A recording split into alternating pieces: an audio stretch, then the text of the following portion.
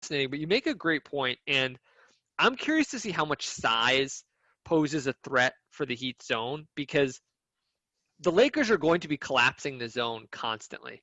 And it's interesting to see how much I think LeBron gets touches in the paint because he's a guy who, when he gets into the post, he's able to find these other guys.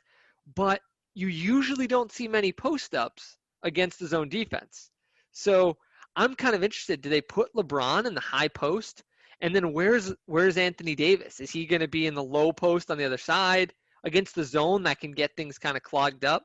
So I mean, I'm curious. How do you think LeBron is just going to be living in the paint? Is he going to be running pick and roll? Like if you're Frank Vogel, how do you get LeBron involved, especially once they go into more of that zone defense that we've seen so much of? I mean, everyone breaking down this finals is saying the same thing. Get LeBron James touches in the paint. He's very effective there. He can facilitate. He's been a walking triple-double. And he showed in the clincher against Denver that he's not done yet. He could take over a game in the fourth quarter. Even though he's going to be 35 years old, he's still LeBron James. No, he's turning 36, excuse me. I was listening to a podcast, and CC Sabathia called him 37. I'm like, he ain't that old yet, but he will be 36 in December. And he's still proving that he could still be the king. So get him in the paint. I mean, he's smart enough to know where his spots are on the floor. Him and AD have such a chemistry between them after only one season that AD won't get in his way. And we talked about the shooters before, but those guys are just going to camp out on the wings in the corners. Green, KCP, Caruso, Rondo will play point. LeBron will play off ball. They have a multitude of things to throw at Miami. And while the Heat are a great team, they've proven that, I don't think they can really do that on the other side when they have the ball. Yeah, I mean, it's really interesting to see because, the Lakers just haven't played a defense like this. The teams that played are just, I mean, the Blazers were probably the worst defense left in the playoffs. I mean, they had a great offense, but just not a great defensive team. The Rockets were fine. I mean, they're good, fine defensively, but they're not a really good defensive team. And the Nuggets were below average. So the Lakers haven't played a real defense. So I think that's going to be interesting. And I guess one of the things that I said to you right as soon as this was announced is, what is going to happen up front in the front court? That's like, to me, the most interesting question is, you have this team in the Lakers who, when they play the Rockets, they completely excise Dwight Howard and JaVale McGee. They say, we just can't play these guys. Houston's going to roast them. So they go small with AD at center, and it works great. Then against the Nuggets, there's Jokic. And they say, well, now we have a team that's big. They like to play all these forwards. This is perfect. We'll play our big lineup. I'm so interested to see what they do against this Heat team who have a traditional big in Adebayo. Similar to the Rockets, they really have one big. Do they go small? Do the Lakers adjust first and say, we're going to pull Dwight Howard off? The early indications are no.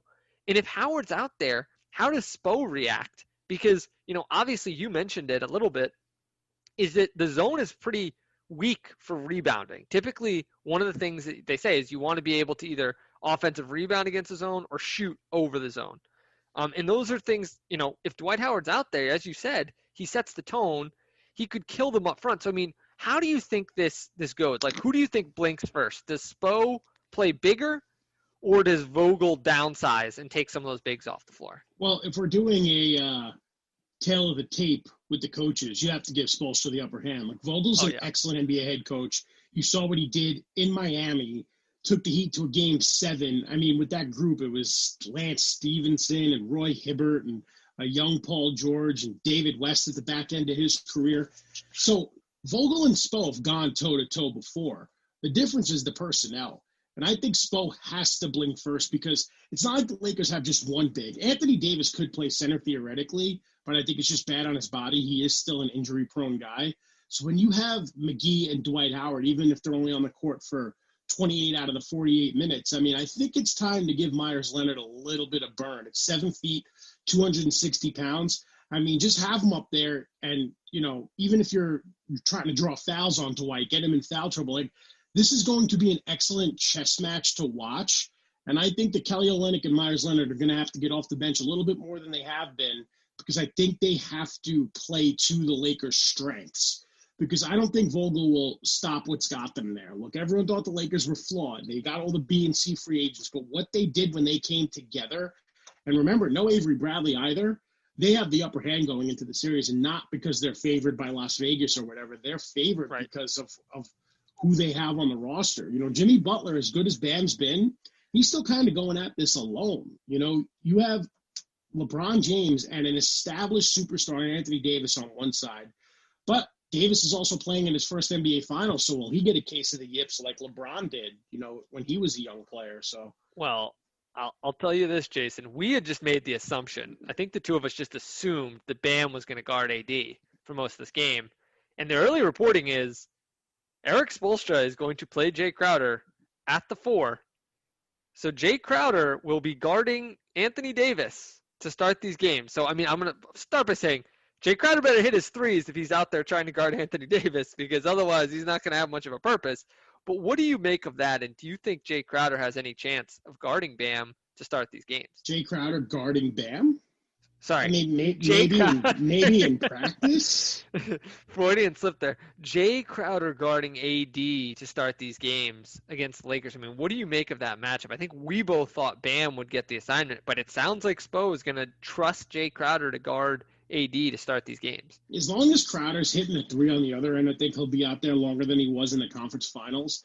It's going to be a tough matchup. I don't think there's really anyone on this roster that can guard Anthony Davis, and that includes Bam Adebayo, because also why the Heat have been so successful, as we mentioned, Bam's playing the offensive end. If he's exerting all of this energy on defense, trying to check AD, then he's not going to be as efficient on the offensive end, and I think that's going to pose some trouble for the Heat.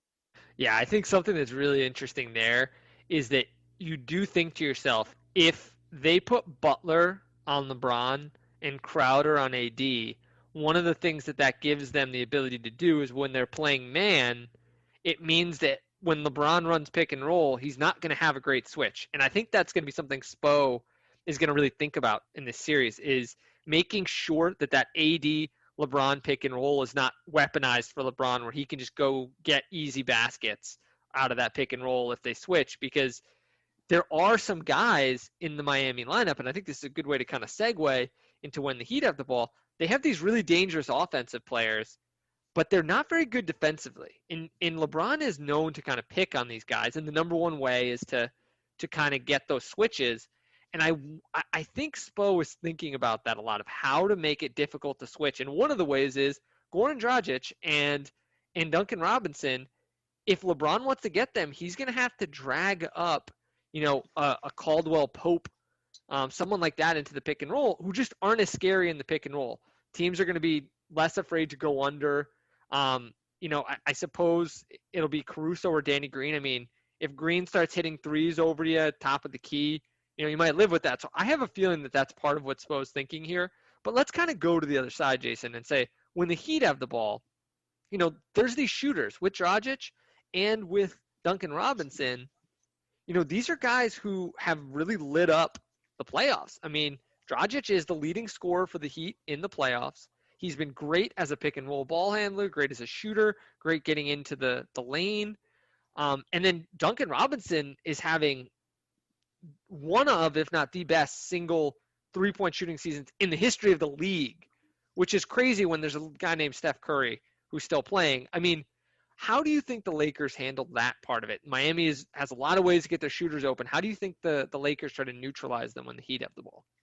Look, when everyone was saying what they were saying about the Lakers maybe not being heavy title favorites, everyone going with the Clippers or the Bucks because they're just unproven, they established such a defensive tone that it shut everybody up. So I think, and this is cliche, but they need to set the tone defensively by just being pests. You got Rajon Rondo, poking at the ball in half court, maybe start a little press earlier in the game than you would, as opposed to pressing in the fourth quarter if the score's close. So I think they really need to focus on forcing turnovers and getting out in the transition, getting LeBron, AD, Kuzma, just open dunks and layups. And I think that'll open up their half-court offense as well, because it'll force them, the Heat, to kind of react on their toes. So I think if they just set a clear defensive tone, play up on the ball, Jimmy Butler is great, but he doesn't necessarily need to be double-teamed all the time.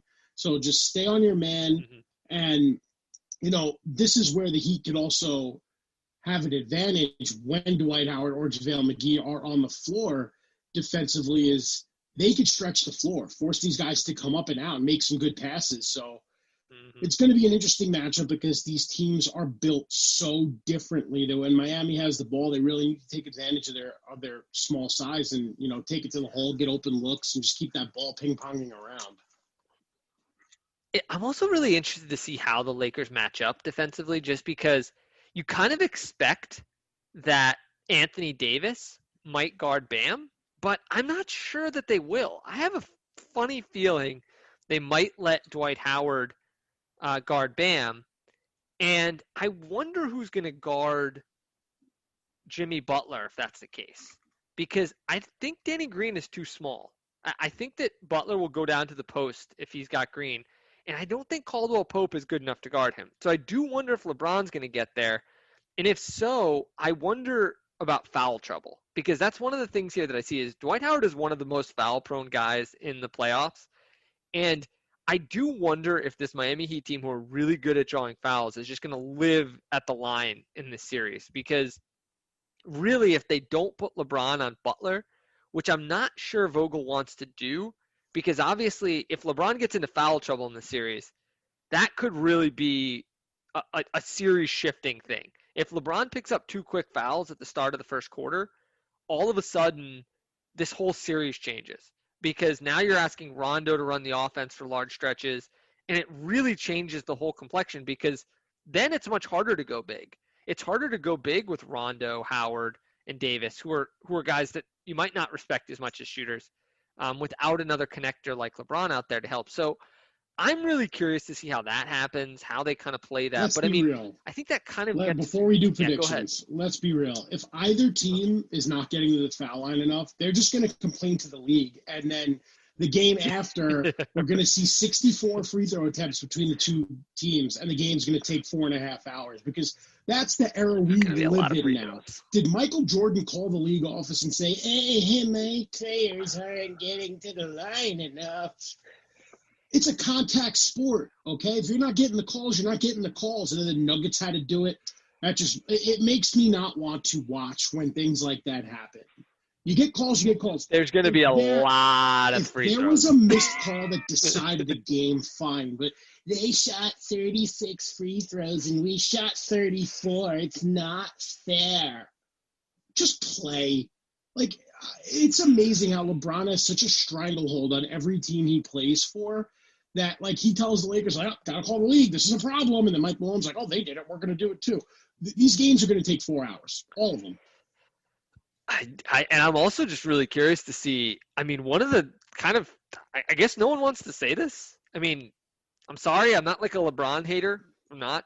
But, like, can he be called for a charge? Is there a rule, a little known rule, that he is just the one player in the league who's not allowed to be called for a charge? Because there was some egregious non-calls in that Denver series. I mean, look, it happens. It's a bang play. It's hard, but LeBron is one of the only guys in the league at this point who's just getting away with dropping his shoulder. You know, they really stopped Giannis from doing that. And in the Heat series, every time he did it, they called him for the offensive fouls.